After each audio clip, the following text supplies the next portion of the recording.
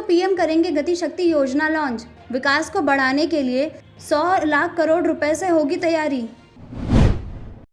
Petrol diesel के साथ बढ़े सीएनजी पीएनजी के भी दाम। 13 अक्टूबर से लागू होंगी नई कीमतें। राजस्थान सरकार का बड़ा फैसला, स्कूलों में नहीं मिलेंगी दिवाली से पहले 15 दिन की छुट्टियां। छठ पूजा को लेकर राजनीति हुई तेज, केजरीवाल सरकार ने लिखी केंद्र को चिट्ठी। पंजाब सरकार का बड़ा फैसला, कोरोना मृतकों को मिलेंगी 50,000 रुपए की आर्थिक सहायता। इंद्रप्रस्थ गैस लिमिटेड ने एक बार फिर से सीएनजी और पीएनजी के दाम बढ़ा दिए हैं। 10 दिन में यह दूसरी बार है जब गैस के दाम बढ़ाए गए। नई कीमतें 13 अक्टूबर से लागू हो रही हैं। इससे पहले 2 अक्टूबर को कीमत बढ़ाई गई थी। वहीं इस साल ये 5वीं बार था जब सीएनजी और पीएनजी की कीमतें बढ़ाई गई हैं। इंद्रप्रस्थ गैस लिमिटेड के मुताबिक सीएनजी और पीएनजी 2 रुपये से ज़्यादा महंगी हो गई है। राजधानी दिल्ली में 13 अक्टूबर से सीएनजी 49.76 रुपये प्रति किलो और पीएनजी 35.11 रुपये प्रति एससीएम की कीमत पर मिलेगी।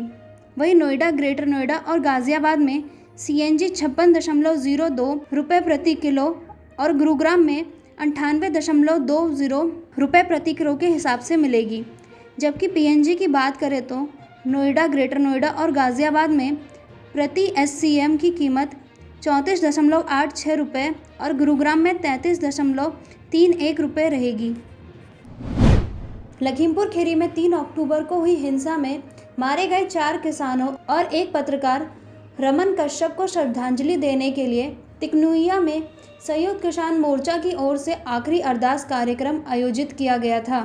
इस अवसर पर किसान नेता राकेश टिकैत ने कहा कि जब तक बाप बेटे को गिरफ्तार कर जेल नहीं भेज दिया जाता तब तक ये पूछताछ महज दिखावा है। घटना के 10 दिन बाद उसी तुकनिया गांव में आखिरी अरदास कार्यक्रम आयोजित किया गया, जहां पर 3 अक्टूबर को हिंसा हुई थी, जिसमें 8 लोग मर गए थे।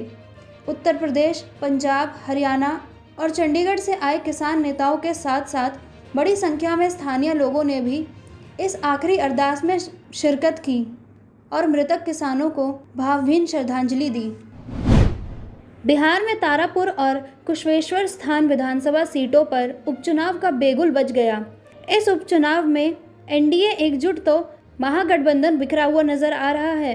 बुधवार तक महागठबंधन में सुलह समझौता नहीं होता है और कांग्रेस आरजेडी के प्रत्याशी चुनावी मैदान में डटे रहते हैं तो एनडीए को मात देना आसान नहीं होगा। बिहार में भले ही 2 सीटों पर उपचुनाव हो रहे हैं, लेकिन इसका नतीजा राज्य की सियासत पर गहरे असर छोड़ने वाला है। कुशेश्वर स्थान विधानसभा सीट पर जेडीयू ने अपने दिव्यांगत विधायक शशि भूषण हाजिर के पुत्र आनंद भूषण हाजिर को मैदान में उतारा है। आरजेडी से गणेश भारती, कांग्रेस के अतिरेक कुमार, समानता पार्टी के सचितानंद पासवान, लोपजा की अंजू देवी और 6 निर्दलीय प्रत्याशी मैदान में हैं। वहीं तारापुर विधानसभा सीट पर जेडीयू ने कई दावेदारों के बीच राजीव कुमार सिंह पर दांव लगाया है। आरजेडी से अरुण कुमार शाह, राष्ट्र जनसंभावना पार्टी के उपेंद्र साहनी, दी पुलुर्स पार्टी के वरिष्ठ नारायण, कांग्रेस के राजेश कुमार मिश्र, एलपीजी के कुमार चंदन, बिहार जस्टिस पार्टी के मोहम्मद जसीम सहित 5 निर्दलीय प्रत्याशी किस्मत आजमा रहे हैं। प्रधानमंत्री Narendra Modi national master plan यानी गति शक्ति योजना को लॉन्च करने जा रहे हैं। यह रेल और सड़क सहित 16 मंत्रालयों को जोड़ने वाला एक डिजिटल मंच है, जिसकी ओर से करीब 100 लाख करोड़ रुपए की बुनियादी ढांचा परियोजना के विकास को गति मिलेगी। बता दें, 15 अगस्त को 75वें स्वतंत्रता दिवस के अवसर पर पीएम मोदी ने लाल किले से इसकी घोषणा की थी। इसके लिए 16 मंत्रालयों का एक ग्रुप बनाया गया है, जो मुख्यतः आधारभूत संरचनाओं से संबोधित है। इसमें रेल, सड़क परिवहन, पोत, आईटी, टेक्सटाइल, पेट्रोलियम, ऊर्जा, उड़ान जैसे मंत्रालय शामिल हैं। इन मंत्रालयों के जो प्रोजेक्ट चल रहे हैं या 2024-25 तक जिन योजनाओं को पूरा करना है, उन सबको गति शक्ति के अंतर्गत जीआईएस मोड पर डाल दिया जाएगा। राजस्थान के शिक्षा विभाग ने बड़ा निर्णय करते हुए इस बार दिवाली के आसपास होने वाले मिड टर्म अवकाश को समाप्त कर दिया है। दिवाली पर सरकार की ओर से तय छुट्टियां होंगी, लेकिन मिड टर्म अवकाश के रूप में 10-15 दिन की छुट्टियां इस बार नहीं होंगी। कोरोना काल में स्कूल बंद रहने के कारण स्टूडेंट्स की पढ़ाई नहीं हुई है। विभाग का कहना है कि लर्निंग लॉस को कम करने के लिए यह निर्णय लिया गया है। बता दें, पहली बार ऐसा हो रहा है कि प्रदेश के सरकारी और प्राइवेट स्कूलों में मिड टर्म अवकाश नहीं हो रहे। आमतौर पर दिवाली से पहले 15 दिन की छुट्टियां स्कूल में होती रही हैं। माना जा रहा था कि 3 से 13 नवंबर तक राज्यों के स्कूलों में छुट्टी रहेगी। इस बीच माध्यमिक शिक्षा निर्देशक सौरभ स्वामी ने आदेश जारी करके स्पष्ट किया है कि मध्यावधि अवकाश नहीं होंगे।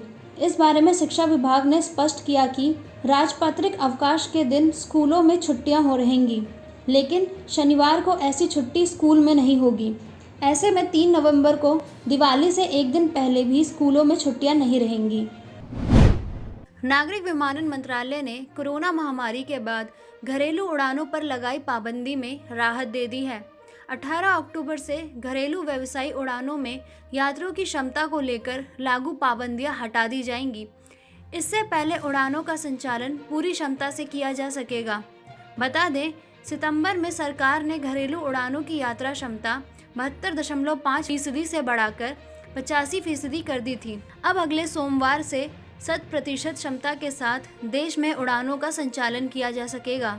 यानी अब घरेलू उड़ानों में पहले की तुलना में अधिक यात्री सफर कर सकेंगे।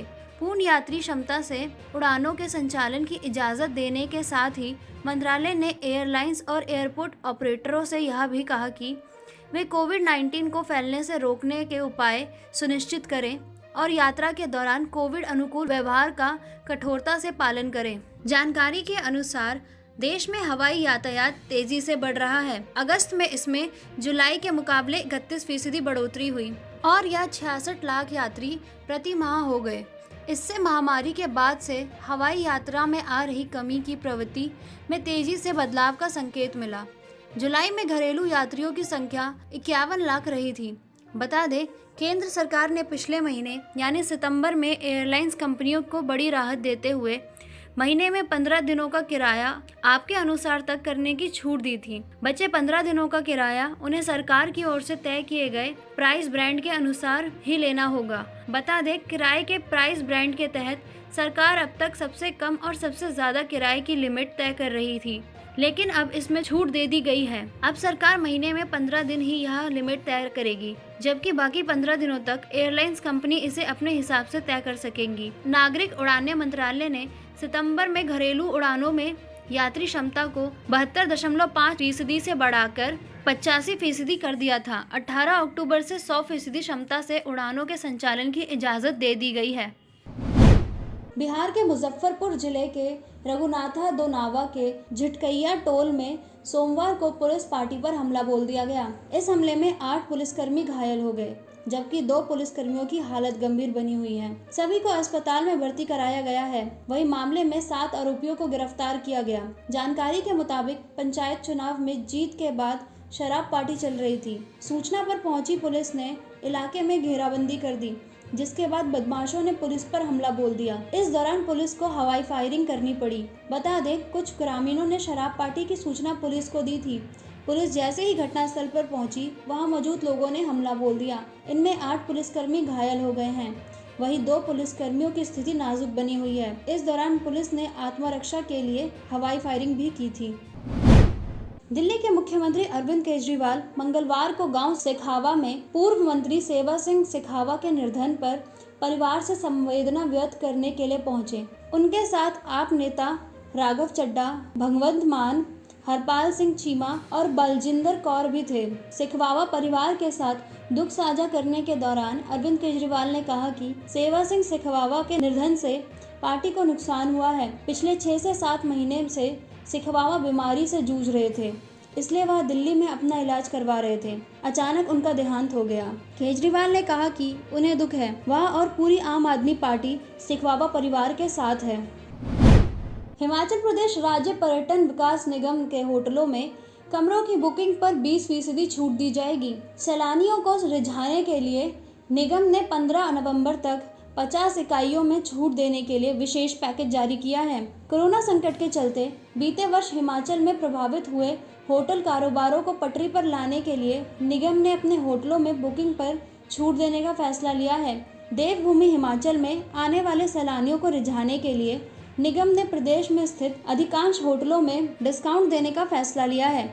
शिमला, मनाली, धर्मशाला, डलहौजी, कसौल, चंबा सहित प्रदेश के अधिकांश क्षेत्रों में स्थित निगम के होटलों में छूट की सुविधा मिलेगी। कमरों की बुकिंग कराने के लिए सैलानियों को पर्यटन निगम की वेबसाइट पर सभी होटलों की रेट लिस्ट के साथ जानकारी मिलेगी। निगम ने इस बारे में जानकारी वेबसाइट पर अपडेट कर दी है।